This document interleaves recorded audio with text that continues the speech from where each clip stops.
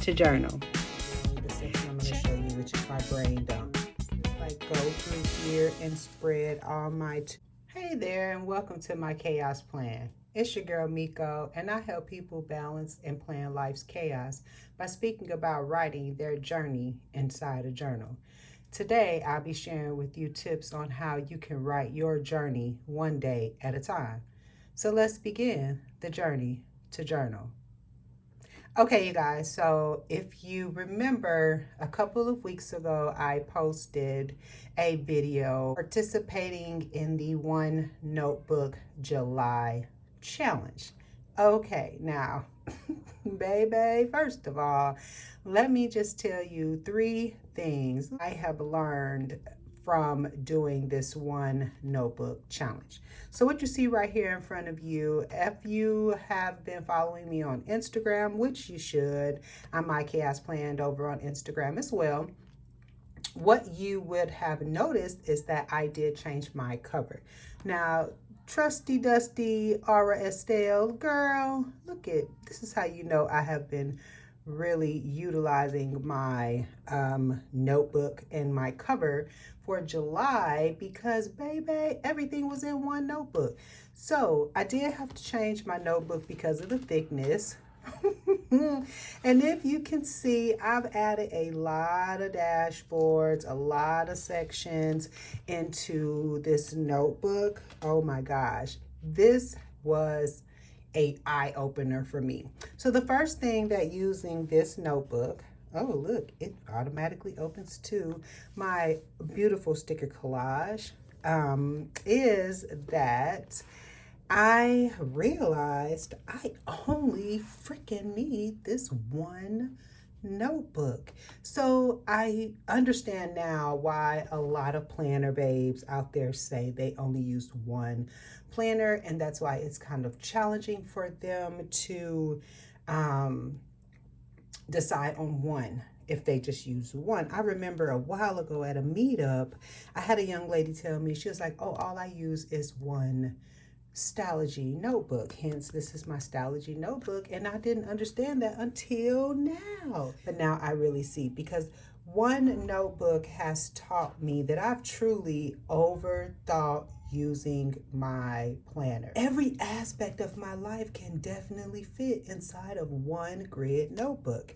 So here is my front cover that I absolutely love, my sticker collage. I do this for pretty much every planner. Usually I'll do it on the outside, but I wanted to stick with just this Isis Ella Jewel sticker. And I did add this one day at a time, one step at a time from Passion Planner. I'm always Pash fam, y'all, but this is like a motto that I have started to live by, one day at a time.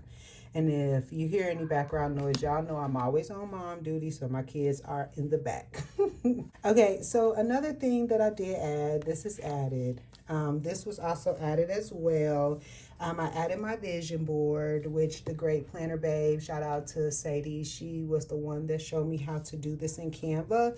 So I did expand this and add this to my notebook as well. I also added this planner coding, and this is something that I just referenced to go back and make sure that I have pretty much got everything that I need in this notebook for the quarter. I did use this fairly often this month to help me go back and reference different things that I needed to check, especially during the section I'm going to show you, which is my brain dump section. Okay, so here we have our bucket list section. I did write down a few things that I needed to take care of for July, August, as well as September. Now what you're looking at here is my cover for July. I added this self-adhesive envelope here to just put some daily stickers and things that I needed throughout my planning process. Got some honeybee in there, shout out to honeybee, and as well as still the sterling ink calendar. The second thing that I enjoyed about doing the One Notebook July challenge was that, baby, having everything in one place rocks. I have been so productive this month creating these sections. That's my jam. And having everything here in one spot, even though, sometimes I didn't update everything, I was really able to now go back, and as you'll see in my follow-up video for my August setup, I have made some adjustments where I am going back and actually tracking what sections I'm creating in the beginning. And I just really appreciated having everything in one area and being productive. So I did add this here. This is a few reminders that I had posted at my desk. So this is something I encourage you all to do. Like, I definitely encourage having some kind of reminder of something encouraging that you need to keep you on track every day. We're getting into July, and I'll kind of flip through and tell you the third thing that worked for me in using the One Notebook July challenge was that I had to use what had been working for me and not what I thought was working for other people and trying it for myself. So what I did, this is, as you can see, I started to get my groove back in a lot of my planning, but here's what was working for me. Having a notebook, as you can see, this is not a part of my planning for this day. This was just notes that I took. Then I went into my planning area. So this was the day where everything clicked for me that, baby, I just need one planner with dates that I reference to, which if you've been following me on Instagram, you'll know that is my Connie. That is my Sterling Ink Common Planner, where I have all of my weeks and I lay out my week. And then this daily notebook. This has truly turned into my daily planner, daily notebook, daily challenge. So this is a challenge that I did. Then I went and challenged myself for the quarter. These are some books that I want to read for the quarter.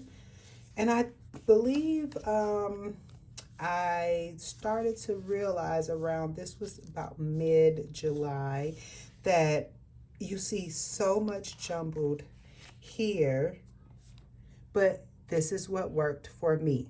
Moving into the second half of July, the 14th was my mom's birthday. So here is where I added a letter to her. She passed away a couple of years ago. So for her birthday, I did dedicate a section to her. And that's what I love about having a notebook. Here's where I added my workouts, and I added my workout plan. So now I have my schedule for my routine that I do, and I can reference this for the entire quarter, even though it's in the middle of July. So next time I'll remember to put it at the beginning of my sections. I did omit that, but that's what I love about having the notebook. Like here, I took some tips from a YouTuber here on fasting and just made me a page to go back into my planning. Then added a social media section.